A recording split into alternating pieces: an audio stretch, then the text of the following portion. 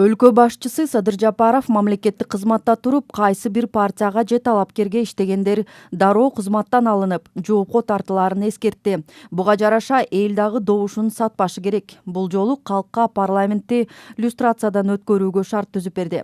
36 депутатты бир мандаттуу округдан 54 депутатты партиялык тизме менен шайлоо болот. Мурдагыдай партияга эле добуш берип коюу болбойт. Азыркы мыйзамга ылайык шайлоочу партиянын ичинен өзүнө жаккан талапкерге добуш бере алат.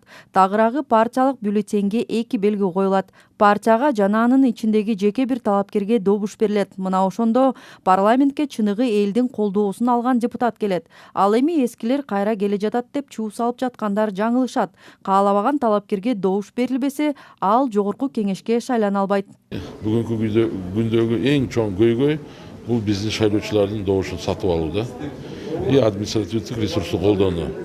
Bizde эми азыр мына анализге таянсак, Кудай буюрса, административдик ресурс максималдуу түрдө төмөн болот.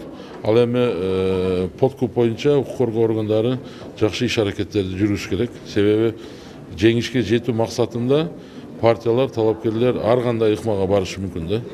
Ар кандай ыкманы колдонушу мүмкүн да. Шайлоо өткөрүү боюнча республикалык штабтын жыйынында 28 ноябрда Кыргыз Республикасынын жогорку кеңешине депутаттарды шайлоо өнөктүгүн өткөрүүдөгү өзгөрүүлөр жана президент Садыр Жапаровдун таза шайлоону өткөрүүгө болгон аракети, мүмкүнчүлүктөр туурасында сөз болду.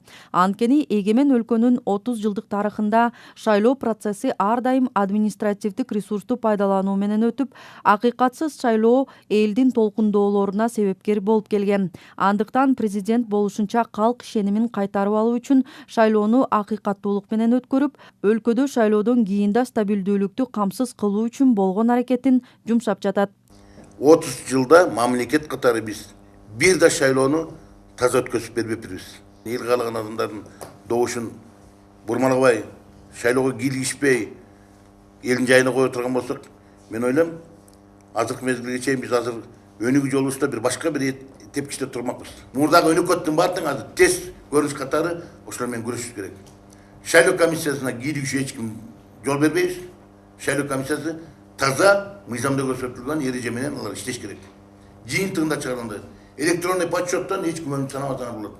28 ноябрда күн бир топ суук тартып калат. Мындан улам эң биринчи талап шайлоо участкаларында жылуулуктун жана электр энергиясын үзгүлтүксүз камсыз кылуу шарт. Анткени асуу аппараттары автономдуу режимде иштейт. Ал эми санитардык нормалар баштагыдай эле сакталат. Шайлоонун жыйынтыгын бурмалоого жана бузууга эч ким таасир эте албайт. Президент саясий эрктүүлүктү көрсөтүп, мыйзам бузгандарга карата жоопкерчиликтин катаал болоорун эскертип жатат. Биз жасаган реформага бүт дүйнө кызыктар. Бүгүнкү күндө биз бүт мамлекеттерге кат жибердик. Келиңиздер, байкоочу болуп бериңиздер. Бизде эч кандай чектөө жок. Каалаган шайлоо участкасына барсаңыздар болот, каалаган интервьюну берсеңиздер болот. Бул Кыргызстандын өзгөчөлүгү. 28 ноябрда боло турган шайлоодо бардыгыбыз ушу жакшы өткөрүп алсак, бул чынында бир тарыхый миссия болот. Эгерде кайра эле баягы адым ресурс же болбосо кайсы бир кандидатка бир мүмкүнчүлүк түзүп берип, же болсо кол астындагы кызматкерлерге мына кандидатты же болсо мына партияны колдоп бергиле десек, анда баягы эле история да, баягы эле картина. Ошон үчүн урматтуу жетекчилер, мен ишенем, биз таза шайлоону өткөргөнгө мүмкүнчүлүгүбүз бар. Сиздер дагы ушул Талас облусунда ушул принципти камсыз кылып бересиздер деп ойлойм.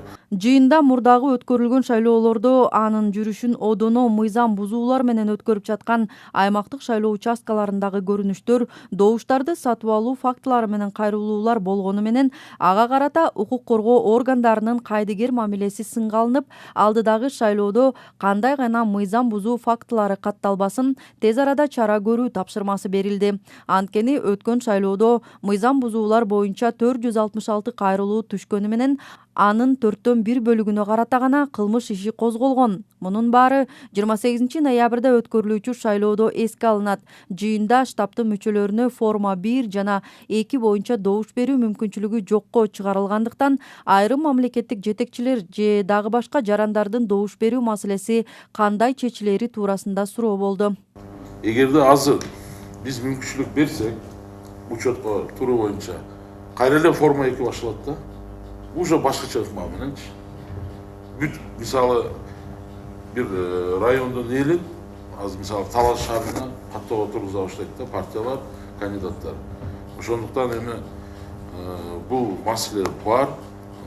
Эми билесиз, мына шайлоо комиссиянын мүчөлөрүнө, анан баягы военныйларга, анан баягы больницада жаткандарга бир мүмкүнчүлүк бердик. Баягы каттоого тургузгангачы. Ал эми сиз айткан мисал жетекчилер эми айла жок.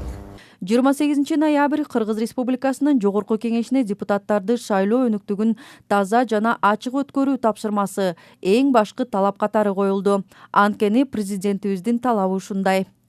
Рахат Бейшалиева, Чыңгыз Бокошев, Тилек Жоломанов, Талаш шаары.